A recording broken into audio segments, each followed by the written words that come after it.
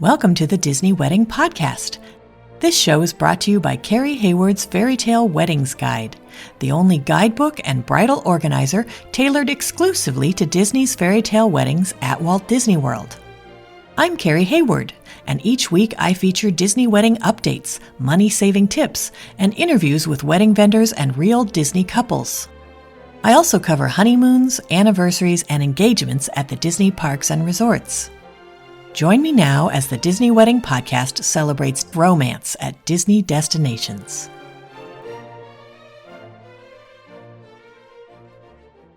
Today on the Disney Wedding Podcast, I am speaking with Disney bride Vanessa Smith about her ceremony at Crescent Cove at Disney's Yacht Club and her reception at Rue de Paris in France at EPCOT.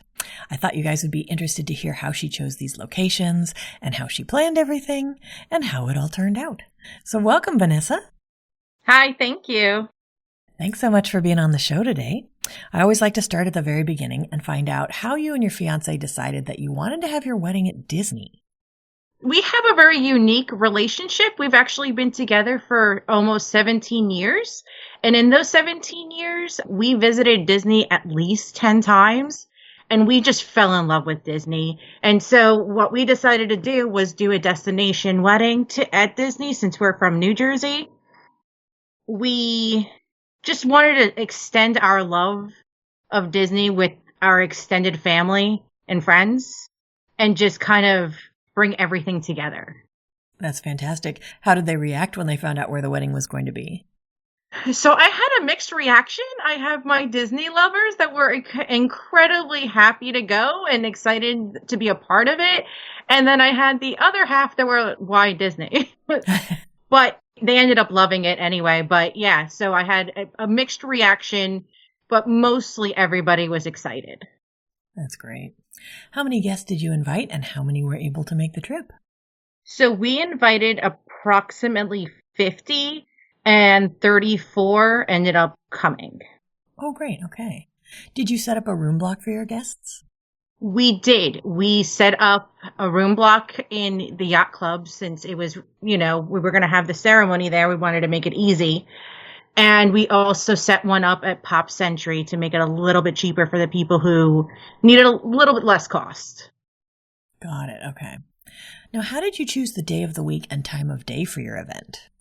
That one is a little bit of a unique situation. We love staying at the boardwalk.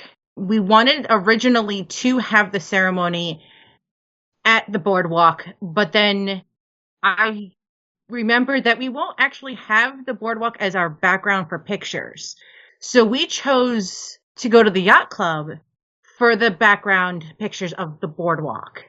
We specifically wanted a weekend, the February 9th weekend, to work. So when we started planning with Disney, I was incredibly open and asking where is it available at EPCOT, and I would work with them. I did not have a specific spot in mind. I just wanted that specific weekend.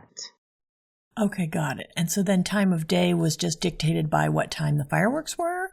Yes, that was the main event for our wedding. We chose a 5:00 ceremony. We were hoping that it would get a little darker than it did. Unfortunately, it didn't pan out exactly the way we wanted it to be because we wanted the boardwalk lights to be on in the background when we were taking photos. But that was okay. We weren't too heartbroken about it because the boardwalk is just beautiful in itself. But then when we went over to EPCOT, everything was just perfect. Exactly the way we planned it. That's fantastic. So your ceremony venue you chose because you wanted to have the boardwalk as the backdrop, and so that's why Crescent Cove was such a great spot for that. Then for the reception, you said you didn't really care which country you got in EPCOT, you just knew you wanted to have it at EPCOT? Yes, EPCOT is our favorite park. So we wanted to extend that love with our guests. So now you guys ended up at Rue de Paris, which is the little arm that extends off of the French island in EPCOT. And I know in the past, a lot of us have talked about how you can see the fireworks great from there, but there are light poles and there's an island with trees that kind of block some of the fireworks in pictures. How did you guys find it? Honestly, we didn't have any issues with it. Our photographers knew exactly what they were doing. They actually utilized the branches into their pictures. They made it very unique. They even laid down on the floor to get certain angles. They accommodated everything for that, but honestly, the pictures came out fabulous. And there was not one firework that we missed. That's fantastic. Sometimes I see that people worry about using Rue de Paris because it is the wheelchair access to the other two venues in France for events. Was that a factor for you guys? It was not a factor for us. We did know that there was an event next to us, but we did not even see the other event. Disney made sure that neither parties interacted whatsoever. Our section was roped off, so no one really interfered with our party at all. That's wonderful. Now, did you guys use any outside vendors for the portions of your event that you were able to? So yeah, I used an outside photographer that first moment. They were phenomenal in every aspect. And my makeup was done by the Bella agency. But as I'm sure most brides know, everything inside Disney needs to be done by Disney. So everything other than what I was allowed to use outside of it, like my makeup and hair and photography, that was all I used. Got it. Okay. How did you guys choose your officiant? That was kind of a joke between my husband and I. We waited to the very last minute and we didn't realize we didn't have one until maybe 2 weeks prior to the event. And I went on Thumbtack and just used their search term to find a wedding officiant, and Ceremonies by Chrissy was available that particular weekend, and we were able to use her. That's fantastic. We got lucky. That's great. Did you add any kind of entertainment to the ceremony or the reception? We did not, actually. The reason behind that was we wanted to keep it as cost efficient as possible. And even though we were at Disney, we did not want to Disney-fy the wedding even more so. We had our little touches here and there that were Disney, but we truly wanted to treat it as a wedding, not so much as a Disney-fied wedding. Got it. Okay. So then I know we'll talk about your timeline in a little bit, but I see sometimes people worry if they're having a reception and they don't have a caricature artist and characters and, all these things going on that people are going to be bored. Now, obviously you guys had fireworks as part of your reception. Can you talk a little bit about how that worked at your reception? So what we ended up doing was we had a mix and ride to entertain people for just a small bit. We ended up having Ratatouille. And that was supposed to be a surprise, but unfortunately that little secret got out with everybody. But not everyone had a chance to write it before. And every single one of my guests loved it. Another thing that I made sure of was with such a small group, I made sure to have my tables with immediate family together. So while everybody was eating and drinking, they were also talking. And that in itself kind of allowed time to pass by while we were waiting for the next thing to happen. That's a really good point. I think people forget that your guests maybe haven't seen each other in a long time or they've just met. And there is this component of just catching up and getting to know people that serves as entertainment as part of the reception. Right. And that's exactly what happened at our wedding. I was thrilled to see that every single one of my tables, people were laughing and talking and sharing pictures of their new kid or their grandchildren or whatever new addition was happening in their lives. Everybody was catching up. And I'm so thrilled that my wedding was able to get everybody together for a few hours and just share the event. That's great. Do you have any menu items or cake flavors you would recommend? I did not do a cake. That was another thing that we decided against since Dennis and I were not big cake people. So We did not want to do a cake, but we did do a donut flambe, which everybody fell in love with because since we're outside, they were able to really make the fire go up. And that was not part of the entertainment, but it was definitely something that people commented on. Food-wise, we decided not to have like a sit-down type of menu because the food was coming out so late. So we did more of appetizer type of meals. We had like buffalo spring rolls and salads and cones. So people can have different types of things that they can munch on or walk around and eat. And we decided to do it that way as opposed to having formal dinner. We just felt that having something heavy at 10 o'clock at night was just not going to be appetizing to everybody. That's a great point. Did you guys add any other events around the day, like a dessert party or a welcome party? We did not. What we decided to do was we decided to have dinners with the immediate family that flew in on that particular day. So we got married on Friday. My immediate family flew in on Wednesday. We decided to take them out to a small dinner. And then on Thursday, Dennis's immediate family flew in. And then we decided to have like a small dinner at Disney Springs. Both days were at Disney Springs. And we just kind of used that as our welcome dinners, but not really incorporate more of an elaborate thing. Okay, got it. Now, can you give my listeners a timeline of how the wedding day all fit together? Makeup and hair got to my hotel at, I want to say, 10:30 in the morning. She had to do myself and my now stepdaughter's hair and makeup. Then, once that was done, photography got to the hotel around 1:30 in the afternoon.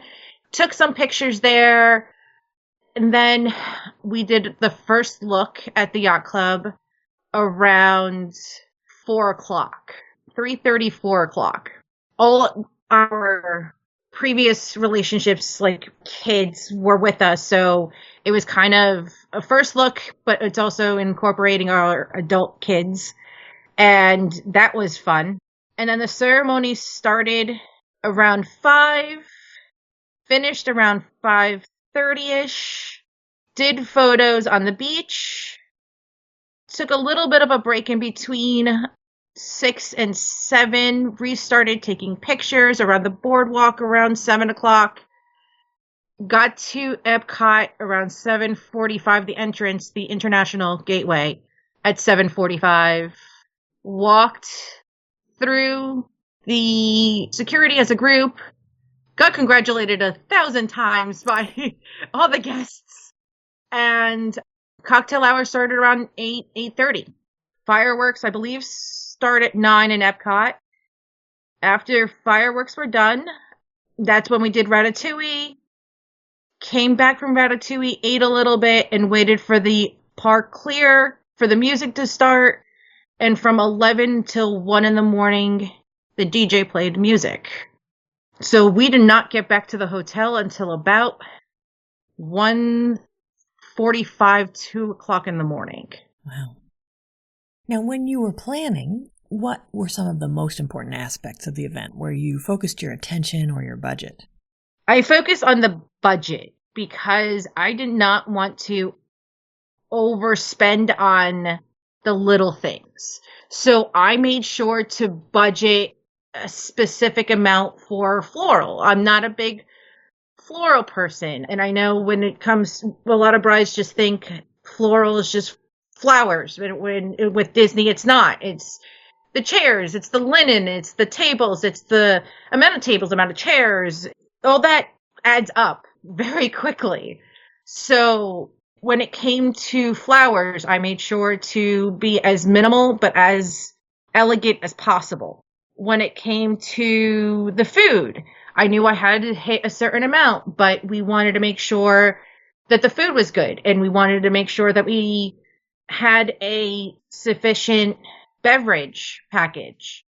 We wanted to make sure that we put more money towards our budget towards food and beverages as opposed to flowers that we would never be able to take home or utilize again. We budgeted by also creating our own table numbers. I actually did table characters. So when we did the seating chart, it was not table 1, 2, or 3. It was table Princess and the Frog. It was table Cinderella. It was table Snow White. So that's how I incorporated Disney into everything and had a little something on the table to show which table they were sitting at. The mix-in ride was expensive, but worth it. Something unique, something that no other wedding would be able to do unless you had a Disney wedding. So those were things that when we sat down and budgeted, we wanted to make sure to keep the costs as close to minimum as possible, but still have the unique experience that only Disney can provide. That's interesting. So like with your floral, did you give them a budget for your bouquet and things like that? Yes. So one of the things that I did was I said I did not want to spend more than $250 on my bouquet. And they came back with the most beautiful bouquet I've ever seen. And it held for days on end. If I wanted to do pictures afterwards, I could have used that. It was so beautiful and it just lasted. But when it came to the floral on the tabletops, I went with just the simple rose in a small vase with water. Like that was it. I incorporated a few other things that I can't remember right now, but it wasn't anything incredibly elaborate. When it came to the ceremony, I did not do an arch. I did not do any monster floral things. What I did was I had palm leaves lining the chairs.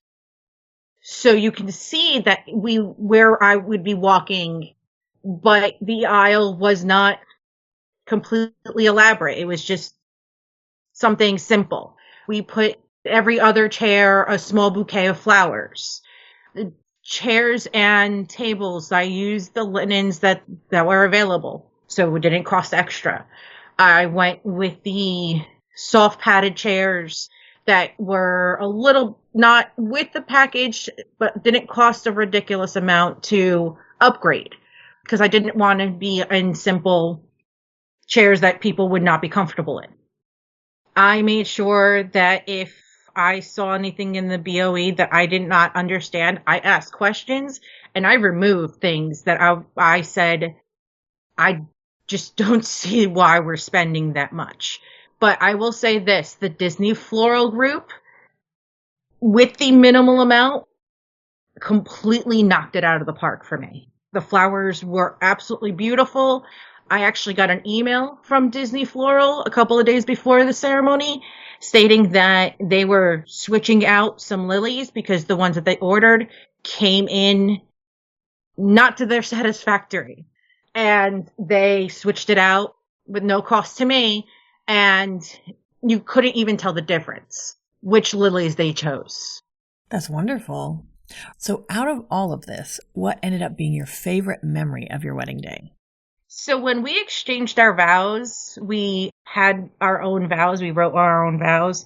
And I think because it was so personal and everybody who was there was so close and so important to our 17 years together, it made everything just perfect. It was the beginning of our marriage, but just an extension of our lives.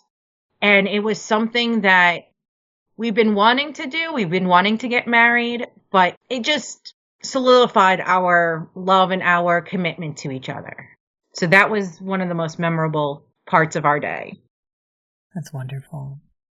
Did anything go wrong or just not turn out like you expected?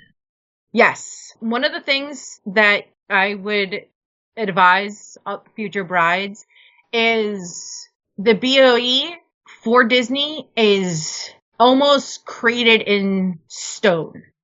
So if something is not to your liking or the time frame, they will use that as their guide. An example is Our Ratatouille ride ended incredibly quick in the sense that they anticipated us to take up to an hour of our full group of going through the ride and enjoying and walking back. It did not take that long. And so when we got back to our section of EPCOT, the bartender was gone and the food was covered up. So I had to say something to the people saying, I understand that there's not going to be, music, but I can't have my guests not eat and not have drinks while we're waiting. So it took a couple of minutes, and they were saying, well, the BOE said that, you're going to be gone until about between 10 and 10:30, which was not the case. And so it'll be a little bit of scrambling, but the bartender did come back. The food was uncovered and we were able to fix it.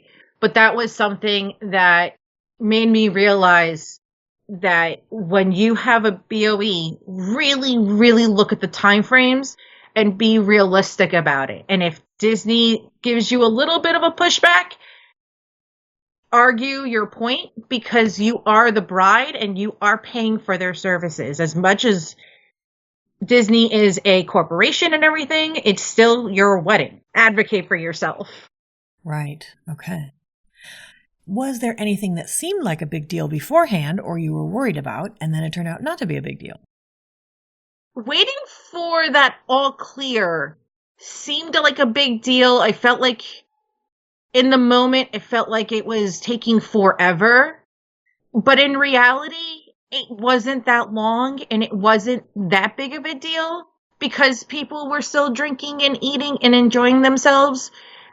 So it ended up being not a big deal, but it felt like at the moment, those little moments of silence, it felt like a lag, which it was, but it wasn't that big of a deal. That's interesting. So they didn't have the park music still playing after the park closed? Did have the park music playing, but because we had their DJ kind of sitting there waiting for the all clear, you couldn't really, they lowered it. Mm. It was one of those moments where there was a weird in between of listening to the park music and then going to the DJ. It felt like they lowered the music after the fireworks or after the restaurants are supposed to close. And you couldn't really hear the music, the park music, outside of if you got closer to a speaker. But outside of that, it was really low. You could not hear it. Okay. Now, is there anything you would have done differently knowing what you know now? I had a few guests that wanted to leave the wedding a little on the earlier side, but unfortunately there was a miscommunication on transportation in the sense that I thought that it was an all the time situation, when in reality, it was at the top of the hour that they were allowed to leave. And that became a little bit of an issue for certain guests. But other than that, it was actually pretty fantastic day. That's great. Do you have any other tips or advice for future Disney couples? I do, specifically for brides. Not everything will be perfect, but it's going to be perfect for your day. There may be some hiccups, there may be some mistakes you may notice, but at the end of the day, it all comes together and it's just so beautiful. And even with my guests who were not Disney fans, they were incredibly complimentary, and every single person at my wedding enjoyed this unique experience. And that's one of the biggest deals, is even though us as brides may see weddings on Facebook or Instagram or anywhere else, our guests have not. So we are giving them something incredibly unique and something that is once in a lifetime for them. And even though we might not see it that way, it is for them. So all those little mistakes really just don't matter at the end of the day. That's great advice. Well, Vanessa, I think you've offered a lot of great tips and advice for anyone who's interested in getting married or having a vow renewal at Walt Disney World. And I appreciate your taking the time. Thank you so much for having me. That's our show for today. I'm your host, Carrie Hayward, inviting you to join me again next week for another episode of the Disney Wedding Podcast. Past shows and tons of photos for each episode are available on my website, DisneyWeddingPodcast.com, or listen in your favorite podcast app. And for instant answers to all your Walt Disney World wedding questions, check out Carrie Hayward's Fairy Tale Weddings Guide, available as an interactive ebook with continual free updates at fairytaleweddingsguide.com.